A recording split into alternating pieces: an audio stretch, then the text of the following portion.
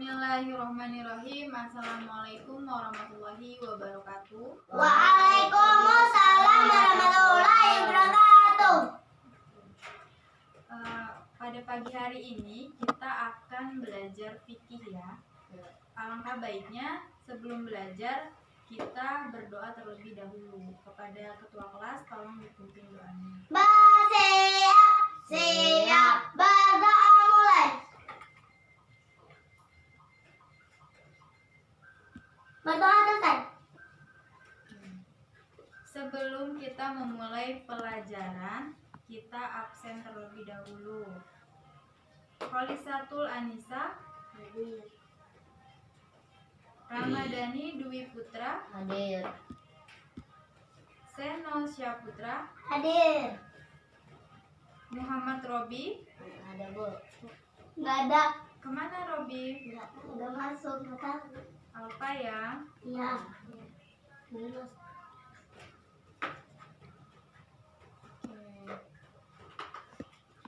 Hari ini kita akan belajar mengenai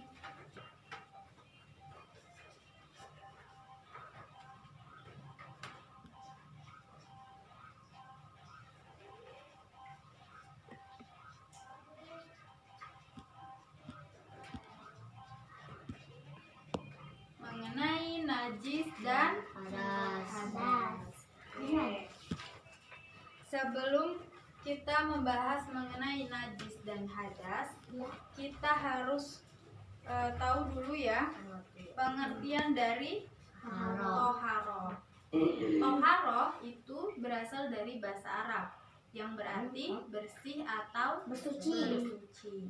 Sedangkan menurut istilah, toharoh itu adalah suatu kegiatan bersuci dari hadas dan najis, sehingga kita diperbolehkan untuk beribadah.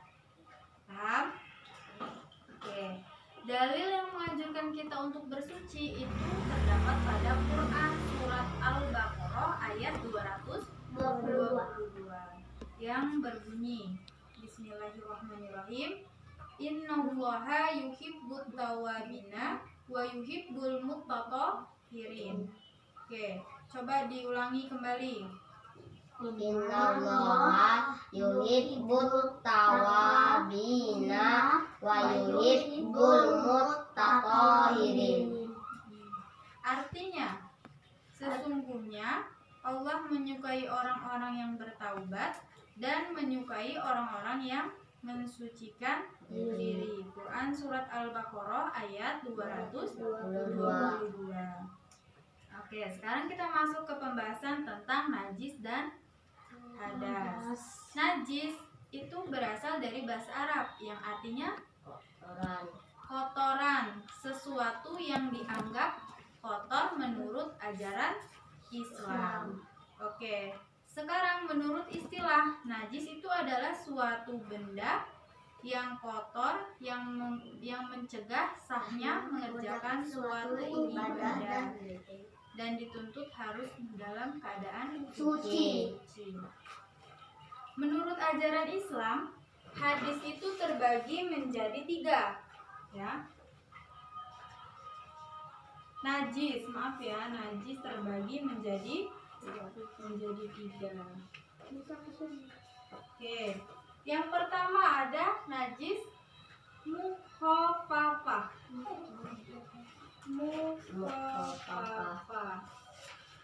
Oke. Yang kedua ada najis mutawasitah.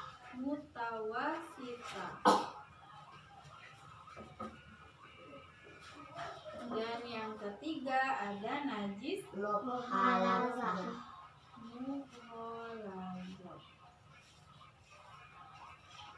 Oke, baik. Sekarang dari yang pertama dulu, najis mukhafafah. Siapa yang tahu mengenai najis mukhafafah? Tunjuk tangan. Oke, baik Nisa. Apa itu najis mukhafafah? Najis mukhafafah adalah najis yang ringan seperti air seni bayi yang belum berumur 2 tahun dan belum makan apapun kecuali air susu ibunya. Cara mensucikannya adalah cukup dengan membersihkan atau mengusap air suci pada permukaan yang terkena najis. Oke, baik. Nah, jadi najis mukhafafah adalah najis yang ringan, ya, seperti apa? Air seni bayi yang belum berumur 2 tahun dan belum makan apapun kecuali air susu ibunya. Oke. Cara mensucikan najis mukhafafah itu adalah dengan cara cukup memercikan air Atau mengusap air suci kepada permukaan yang terkena najis. Oke. Yang kedua adalah najis mutawasitah. Oke, najis mutawasitah ini terbagi menjadi 2 lagi. Ya. Jadi najis mutawasitah ini terbagi menjadi 2. Ada najis hukmiyah, dan yang kedua adalah najis ainiyah. ainiyah, ya. Oke. Najis hukmiyah. Siapa yang tahu? Tunjuk tangan. Yang lain selain Anissa. Hukmiyah, saya.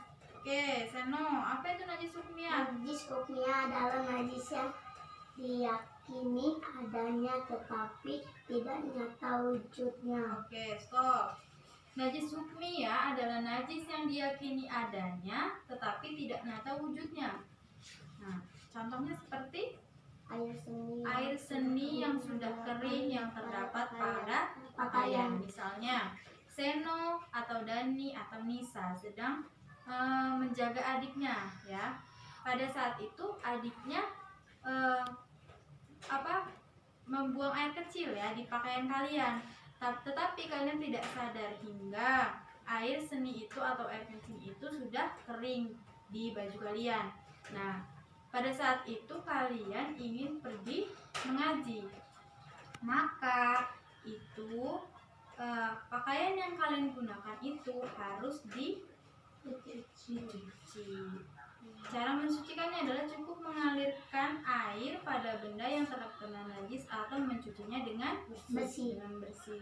Makanya sebelum Seno, Nisa atau Dani pergi mengaji, itu harus diperhatikan dulu apakah pakaiannya tuh sudah bersih atau belum, ataukah sudah mandi atau belum, ya. Kita beribadah harus dalam keadaan yang suci dan bersih. Oke. Yang kedua adalah najis ainiyah. Najis ainiyah ini adalah najis yang tampak wujudnya dan bisa diketahui melalui bau maupun rasanya. Contohnya, ya, ketika Dani ingin pergi mengaji, tiba-tiba Dani tidak sengaja menginjak kotoran hewan, kotoran ayam ataupun kotoran kucing dan lain sebagainya. Maka itu harus disucikan sebelum pergi mengaji. Dengan cara apa? Dengan cara membuangnya atau menggosoknya sampai bersih, ya. Dan diyakini sudah hilang zatnya, rasa, warna, baunya dengan menggunakan air yang suci. Baik. Nah, yang ketiga apa? Yang ketiga, najis muwalazo adalah najis yang berat. Najis ini bersumber dari hewan anjing dan babi. Bagaimana cara mensucikannya? Yaitu melalui beberapa tahap. Membasuh air sebanyak 7 kali. Salah satu di antaranya menggunakan air yang dicampur Tanah. Oke. Setelah kita mempelajari najis, sekarang kita mempelajari hadas. Beda ya hadis dan hadas. Sekarang kita hadas. Hadas terbagi menjadi 2. Hadas apa aja? Hadas kecil dan hadas besar. Hadas kecil dan hadas Besar. hadas besar. Oke, ya. Hadas berasal dari bahasa Arab yang artinya adalah suatu peristiwa atau sesuatu yang terjadi. Sedangkan menurut istilah, hadas itu adalah keadaan tidak suci sehingga seseorang itu tidak sah dalam melakukan suatu ibadah. Oke. Tadi hadas terbagi menjadi dua, yaitu hadas kecil dan besar. hadas kecil dan juga hadas besar. Hadas kecil itu adalah keadaan seseorang tidak suci, dan supaya ia menjadi suci maka ia harus berwudu, atau tidak, kalau jika tidak ada air maka ia harus bertayamum. Ada hal-hal yang menyebabkan seseorang berhadas kecil. Ada 4 ya, ada 4. Apa aja itu? Yang pertama adalah Karena keluar sesuatu dari dua lubang, yaitu dubur dan dubur. Yang kedua, karena hilangnya akal yang disebabkan mabuk, gila, atau sebab lainnya seperti tidur. Oke, yang ketiga, persentuhan Antara kulit laki-laki dengan perempuan yang bukan mahramnya tanpa ada batas yang menghalanginya. Yang keempat, karena menyentuh Kemampuan baik sengaja maupun tidak sengaja. Oke, sekarang hadas besar ya. Hadas besar adalah keadaan seseorang tidak suci, dan supaya ia menjadi suci maka ia harus mandi besar. Jika tidak ada air maka ia harus bertayamum. Oke, hal-hal yang menyebabkan seseorang berhadas besar. Yang pertama adalah Karena ketemunya dua kelamin laki-laki dengan perempuan, dan baik disebut jima keluar mani bersetubuh, baik keluar mani ataupun tidak, Yang kedua, karena keluar mani baik karena bermimpi atau ataupun sebab sebab lain. lainnya. Yang ketiga adalah karena Haid, haid, yaitu darah darah yang yang keluar dari perempuan wanita sehat yang telah dewasa setiap bulannya. bulannya. Oke, yang keempat adalah karena Dan nifas, yaitu darah yang keluar dari seseorang ibu yang habis melahirkan. Yang kelima adalah karena Wiladah, wiladah, yaitu darah yang keluar ketika melahirkan.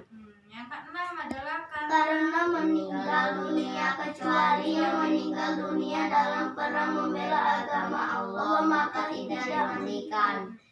Baik. Setelah kita mempelajari najis dan juga hadas ya, Ibu akan bertanya, apa perbedaan antara najis dan hadas, atau perbedaan antara hadas dan juga najis? Tunjuk tangan. Oke, Nisa. Berupa perbuatan atau tindakan. Apa itu yang berupa perbuatan atau tindakan? Hadas Hadas. Kalau najis? berupa benda di luar tubuh. Oke. Yang coba contoh yang lain. Siapa yang mau menjelaskan perbedaan antara hadas dan juga najis? Seno. Kalau hadas contohnya apa saja, Seno? Buang air kecil, Ah. buang angin, Ah. buang air besar, Oke. Kalau najis contohnya seperti air kencing, nanah, darah termasuk darah air. Kotor. Oke. Jadi kalau hadas itu adalah perbuatannya, sedangkan najis adalah bendanya, ya. Oke ya. Sekarang alat-alat bersuci, ya. Alat-alat bersuci itu terbagi menjadi dua ya, air dan bukan air. Yang bukan air itu contohnya seperti Tayamum, batu. Ini alatnya, oke? Ya, sekarang ada 5 macam air. Air mutlak atau tohir muttohir. Apa itu air mutlak? Air yang masih asli, belum tercampur dengan suatu benda lain yang tidak terkena najis. Yang kedua adalah air makruh, yaitu air yang dipanaskan terik matahari dalam logam yang terbuat dari besi, baja, aluminium, dan logam-logam yang dapat berkarat. Yang ketiga adalah air tohir ghairu mutahhir, yaitu air yang hukumnya suci tetapi tidak dapat mensucikan. Yang keempat adalah air mustamal, yaitu air yang suci yang kurang dari 2 bulan yang sudah dipergunakan untuk bersuci walaupun tidak berubah sifatnya. Yang kelima adalah air mutamajis, air bernajis. Air adalah air yang tadinya suci kurang dari 2 bulan tetapi karena najis maka ia tidak sah gunakan. Oke. Ada yang ini, yang kedua adalah batu ya. Syarat-syaratnya adalah yang pertama, batu atau benda itu keras dan kasar. Dan yang kedua adalah diusap sekurang-kurangnya 3 kali sampai bersih. Yang ketiga adalah najis yang dibersihkan sebelum sampai kering. Yang keempat adalah Najis itu tidak bercampur dengan benda lain. Oke, baik. Itu adalah cara-cara untuk membersihkan najis atau mensucikan najis. Yang sekarang adalah bersuci dari hadas. Bagaimana caranya bersuci dari hadas? Itu ada 3 cara, yaitu berwudu, Tayamum dan mandi wajib. mandi wajib. Oke, baik. Oke ya. Sekarang Ibu akan memberikan tugas kalian ya, dengan membagi kalian menjadi beberapa kelompok yang akan dipresentasikan untuk minggu berikutnya atau minggu depan ya.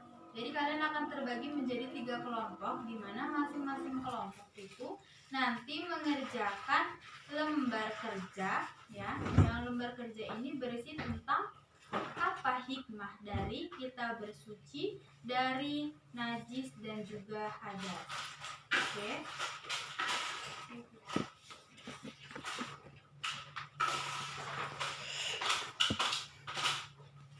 Oke.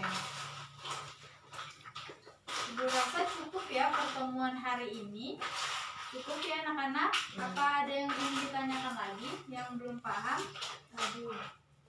Sudah? Sudah. Oke, jika sudah paham, kita tutup pertemuan kali ini dengan mengucapkan hamdalah. Alhamdulillahirrahmanirrahim. Oke, kepada ketua kelas, tolong dipimpin doanya. Bersiap, siap, berdoa mulai.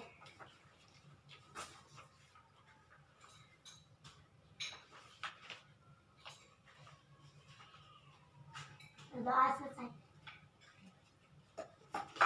Oke, Ibu akhiri. Assalamualaikum warahmatullahi wabarakatuh. Waalaikumsalam